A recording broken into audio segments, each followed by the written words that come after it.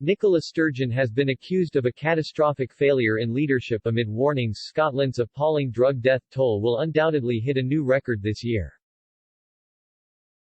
Scottish Tory leader Douglas Ross said the First Minister should be ashamed after 14 years of inexcusable failures, including the loss of thousands of lives to drugs.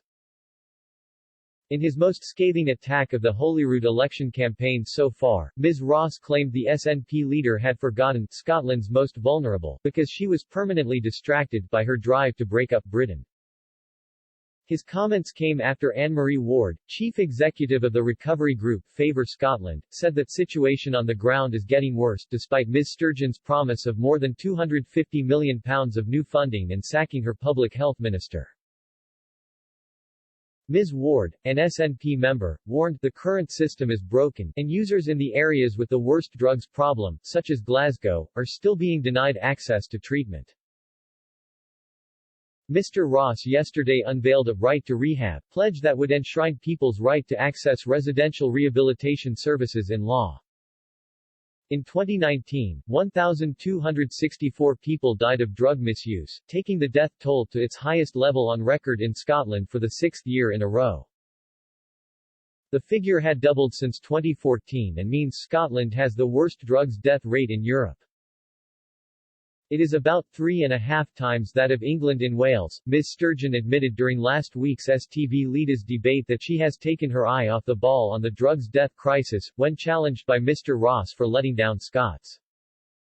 The Tories are today due to unveil a new advert featuring Ms. Sturgeon with the message "Her eyes are off the ball." Again, it will also have Indirif 2 plastered opposite a list of policy failings including jobs, drugs deaths, schools, economy, broadband, and mental health. Mr. Ross said, Nicola Sturgeon took her eye off the ball on drug deaths and there's no doubt that her failings have cost thousands of lives. The SNP government are permanently distracted and the damage has been catastrophic.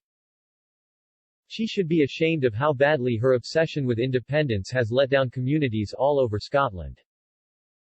Her legacy is set. Nicola Sturgeon is the First Minister who forgot about Scotland's most vulnerable, all because she was too busy dividing the country by pushing for another referendum. After 14 years, the catalogue of broken promises and missed targets is inexcusable. Favour Scotland has recently sought senior legal counsel to bring cases to court when people are denied access to rehabilitation or drug treatment. Ms. Ward said, drug death numbers undoubtedly will rise. This is yet another heartbreaking year for the recovery and treatment community.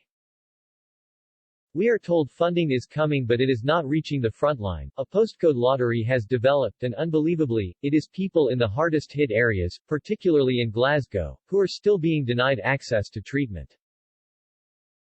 She and Mr. Ross signed a right to rehab pledge and he promised to introduce a 3-part policy in the first week of the new Scottish Parliament.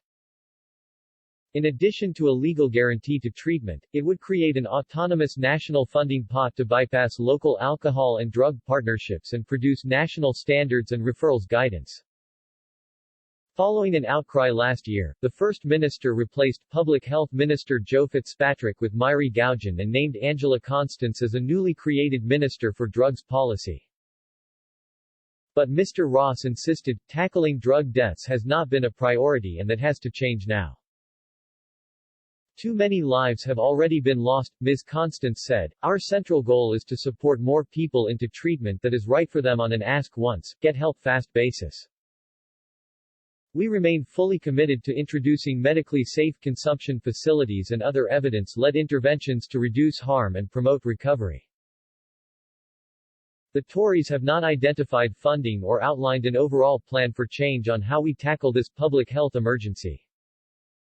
She added the extra £250 million over the next Parliament includes £100 million to ensure that there are enough residential rehab places for everyone who wants one.